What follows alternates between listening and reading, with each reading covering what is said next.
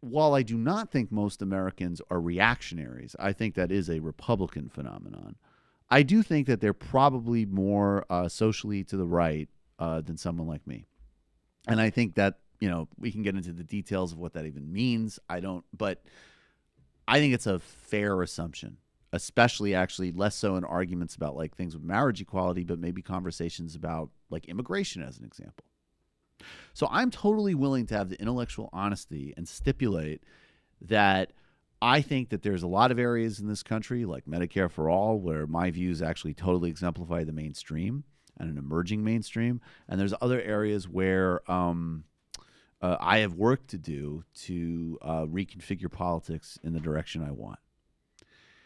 But if we looked at most mainstream, and there's a lot of polling that actually validates this. There was a 2016 research that was done on, I think it was released in the Washington Post. I don't remember which consortium did it. But basically, like, it's 4 grids, and there's a cluster of numbers in each of these grids that represent people on these social and economic spectrums, which is the usual dichotomy that they split people up doing these things. And on every part, 3 out of 4 parts of the grid, socially liberal and economically liberal, right-wing economically and right-wing socially. I might question what people actually mean by that when they answer that in a poll, but whatever, I'll nitpick about it later. All of these areas have a huge amount of, we have it right here. People, and this is bipartisan, are overwhelmingly in these grids amenable to a economic left argument. Though I don't really, this isn't great though, because we don't even know what these grids represent. They represent social identity dimension, most liberal to most conservative. Oh, okay. Say it on mic. The y-axis is your social. Okay. And your x-axis is your economics. Okay. Conservative to the right and conservative up. Okay. So as you can see, like normal people who identify as conservative, it's clustered in the social. That's why non-oligarchs vote for Republicans. It's white identity politics. We all know this.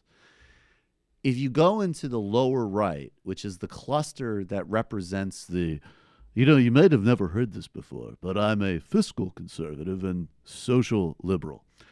Nobody is there. Okay? Like, this is a political dead zone. This is an abandoned strip mall. This is the Pretenders, the Ohio song about everything is gone, which Rush Limbaugh has scumbaggily used for his bumper music.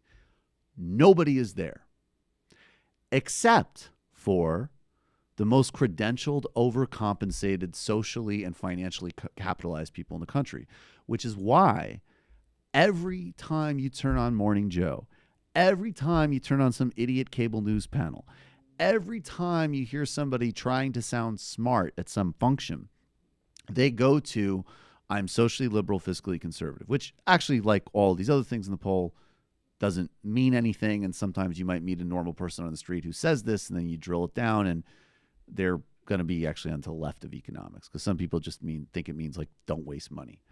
But when the elites say it, what they mean is, I think gay people are fine. I don't have a problem with abortion as long as I don't have to pay for it. And I want tax cuts now. Yep. And I want austerity. Yeah, That's what they mean. And there is no political constituency among non-elites for this in the country. None. And Waleed Shahid, but yet, who I was, and yet, this is still like, this is the premise of Howard Schultz's candidacy. This is the premise of every single lazy, middle brow pundit hackery. It's still the easiest line to write in the world. There's even echoes of it in the new versions of this stuff, like Barry Weiss and the IDW. It's the easiest pseudo-intellectual hack line on the planet, and it's Meghan McCain. Meghan McCain, exactly. It's religious. I mean, it has, because it literally smacks data in the face. I'm like a data's disputable. Especially with politics, I'm not a quant guy because I just don't think you can really measure politics that way by and large. You can measure technical things, but not politics. But that being said, I mean, the fact that there is no constituency for this is as close to a sky is blue statement that you can make about political attitudes in the country across the board. Finally, someone is on cable news to say it, and that is Waleed Shahid. He is on Chris Hayes with Michelle Goldberg, and he explains why the billionaire centrists are the actual fringe group of American politics. Howard Schultz and Michael Bloomberg and others, when they refer to the wealth tax or when they talked about Alexandria Ocasio-Cortez's 70% marginal tax rate, it's like they don't even know how to argue against it because their view is that it's self-evidently preposterous. But they clearly think it's good politics for them. Are they wrong, Waleed? I mean, it's great for the progressive movement, the populist movement in the Democratic Party to have people like Schultz and Bloomberg be the face of the anti-wealth tax campaign. Yes, I think you're right about that. But, I mean, honestly, what's happening is that centrism typically refers to itself as the rational middle. Right. But really, it's a fringe movement trying to defend the economic preferences of the 1%. But right now, what we're seeing is that these corporate-friendly centrist politicians are incredibly out of touch with the Democratic Party electorate. You see people on the left particularly talk about, Medicare for all polls so well, or a wealth tax polls so well, which is true. But that's also in like the untested chamber of combat, right? Like those ideas are going to get flexed and they're going to get frisked and they're going to get worked over. And it's possible that they're not as popular after they have to be fought over as they are when they're abstractions. I mean, look, right now in the polling, they are very popular, but there was a time when repealing Obamacare was very popular. I want to be clear. There's also been a time where Medicare was attacked by Ronald Reagan, yes, Barry Goldwater, and George H.W. Bush as being Soviet-style socialized medicine as socialism. There was a time when the Affordable Care Act was also attacked for being Soviet-style socialized medicine. We'll see the exact same attacks this time around. We're already seeing them, and I think we've overcome those challenges. Although this is a little more fraught, right? Okay, so just to say here, I mean, look, I'm not gonna, I think this is actually a good example of don't freak out about Chris Hayes asking that question. That's a totally fine cable news question, but the Obamacare analogy is ridiculous because the reason that the numbers flipped on Obamacare is it's basically like you live in a bad apartment, but it's 10 degrees outside, the heat kind of works, and the landlord sort of makes repairs occasionally. And the apartment sucks, and it should and can be a lot better. Then somebody comes along and says, I have a solution to your apartment problem. You're homeless tomorrow. Your perception of your apartment is going to increase radically. And again, I'll make this kind of visceral. I experienced evictions growing up. And I lived in plenty of places that weren't the worst places in the world, but they were very much nothing to write home about. And when you saw that letter on the door, you got to be gone, and the terror shoots through your body, your home became a lot more welcoming to you. So the poll switch on Obamacare is simply that Republicans came along and said, we're ready to repeal it. No more health care, you die. Add to which, particularly Trump, when he was running and lying, when he talked about replacing Obamacare, and again, with no specifics, blah, blah, blah, blah, blah, but his talking points were to the left. He said, you keep your care, it gets better, nobody's uninsured. So obviously, which you're going to prefer that to getting forced into a subsidy system for bad private health plans. Add to wit, if you actually follow the Obamacare numbers to a logical conclusion, it's another argument for the popularity of left proposals. I would like to see a similar chart for not just voters, but like constituencies that can influence the Democratic primary. Mm-hmm. Because I think they would look a bit different. And, probably unfortunately for the left wing of the Democratic Party, wealthy suburban moderates did play a role in the midterms. Might not be the biggest role, but they played a role. And it makes me a little bit concerned that it's going to be a whole lot harder for a candidate like Bernie to win a Democratic primary than to win a general election. I think that's true, though. I actually even think with so in my experience, this is anecdotal, but I mean, first of all, the numbers are there. That would be interesting if they expanded it to people who don't vote, but would be potential Democratic voters. But even with the way they do it now, there's nobody in that grid, as we saw from the numbers. And I would also say anecdotally, when I've talked to people that are more like in that suburban Democratic mold who might respond rhetorically to that line. When you get specific, they do support things like Medicare for all. Again, I really do think that the constituency of gay marriage is cool and we need to gut Medicare is really like Howard Schultz and Michael Bloomberg. And actually, honestly, people like Paul Ryan, there's another point Woz made. Like, yeah, Paul Ryan, if you got him off the record, he doesn't care about banning abortion. He doesn't care about harassing gay people. He cares about destroying what little is of a social safety net and increasing poverty and inequality in this country. That's what he's doing.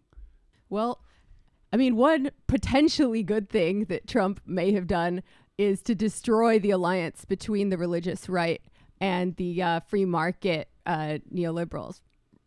Free market capitalists, right? He's at least showing how naked this and sort of opportunistic that alliance is. Right. Like, yeah, you guys are right. Like guys like Howard Schultz are, and how much the right, like Dave Rubin yesterday talking about this abortion stuff. like they're that's their tack, right? Like the Democrats, they want to get rid of private insurance and they want to let you abort a baby right before it's born, and that's going to be their play for the next couple of years. Yeah, right. I'm just concerned that the Republican Party is going to realign into this kind of national Bolshevism that people like Tucker Carlson and Ann Coulter are like all in for now, right? They're making some nods to like unions and the welfare state, and I don't know how sincere they are, but like it's powerful sincere rhetoric, and it's already worked as rhetoric for Trump. But where's the power at? Yeah, where's the power? There's no one's going to fund that. That's why you see media personalities do it, and also why when Trump gets into office, he doesn't do any of it. Well, no, he has no intention of doing it, but I think they are trying to put some kind of policy or intellectual heft behind it.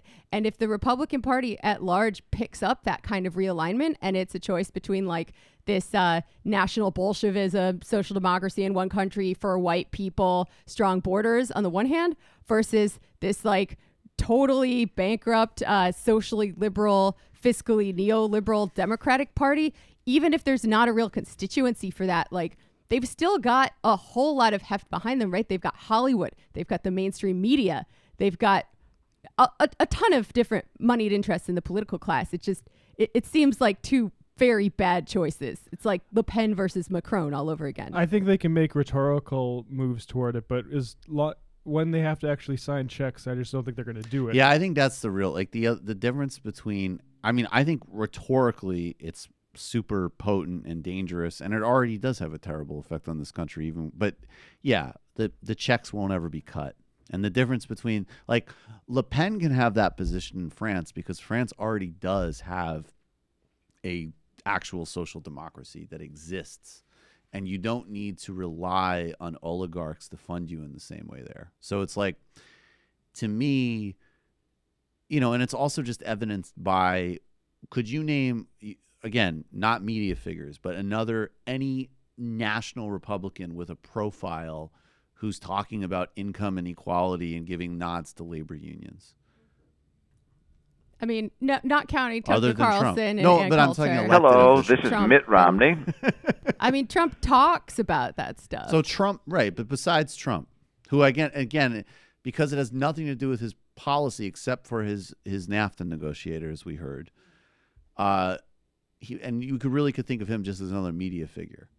So who else? Yeah, I mean, nobody yet. Hello, this is Mitt Romney. Scared someone's going to come along. Who knows? Maybe Mitt Romney will have some kind of political awakening, and he'll be the free the markets are immoral. I just don't think. I don't see it. Any of the for Republican, material reasons, actually. Right, exactly. That's what I'm saying. Like oligarchy, especially the oligarchy that's aligned with the Republicans, they're going to hear that and they're going to be like, well, who's going to get to put the toll? Who's going to own the tolls on all this infrastructure? Yeah. Right. I mean, it's possible that the same political and economic forces preventing the Democrats from realigning are also going to prevent the Republicans from realigning. That's They're even worse. And also, I don't know that the Democrats aren't realigning. I don't know if they are, but I don't know if they aren't. It's like, the thing is, it's too early to tell, really. Right, but there's actually a contest inside the Democratic Party right now. Inside the Republican Party, they're all doubled down on corporatism and white nationalism, and then you have a couple of media pundits that are exploiting the lane that you're talking about. But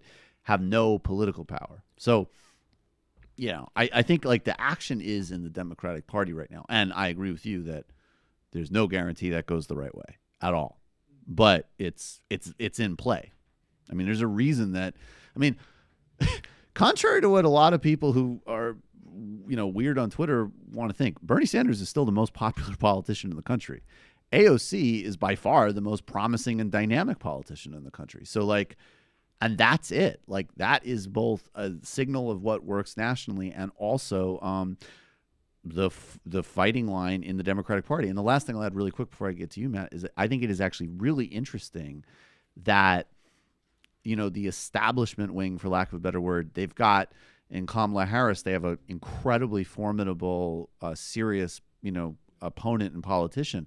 But it's interesting to me that in the millennial cohort, there's no analog. Like all of the Ilhan Omar gets more and more progressive. Rashida Tlaib is a community organizer. AOC is the most prominent young politician in the country. Could you, I guess you could say, I don't know, Connor Lamb, people paid attention. Who? Buttigieg, or whatever his name is. Oh, from But Indiana. he's only interesting because he wrote a dissertation on Bernie Sanders in 2002. Yeah, I was going to say, I don't even know if Buttigieg, I think Buttigieg is probably, and also I don't even know if he's third way. And he's obviously, the only reason he's trying to get national, we said it the other day, is because if it's a comparison to Kamala Harris, I think he's in that lane. Is he though, policy wise? I think so. Yeah. I don't know. I honestly we'll don't see. know enough I think it's unclear which way he's going to bend. I think if he's smart, he would endorse Green New Deal and Medicare for all. Definitely. And for what it's worth, he isn't. Who's not endorsing those policies though right now? But there's a way you can endorse them, and you can. Yeah. And Beto. Sure. But you can, what I'm saying is like now. Even that being said, he's not a fraction as important as AOC is, whatever way he goes. That's what I'm saying. Right?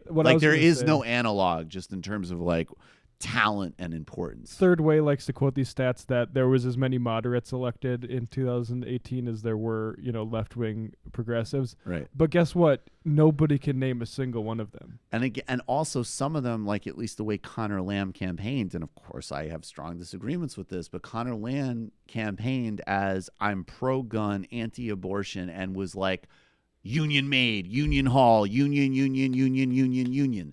So it was like, okay, there's your moderate. He's the opposite of everything you're shilling for corporations every day in Washington. I don't want to be a doomsayer, and I don't pretend to know what's going to happen in the future. But I do think Jeff does. Like he pretends Tucker to know Carlson, what happens in the future. Future Jeff. Yes. Tucker Carlson's really smart, and we shouldn't underestimate his ilk. Well, this is how Republican politics operates, right? They have no ideas of their own, and then they come in, wait to shit on Democrat ideas, and then roll things back. Well, it's fascist opportunism. That's what's so scary about them. They're total chameleons. Yeah, they're lying in wait right now. No values. See what happens.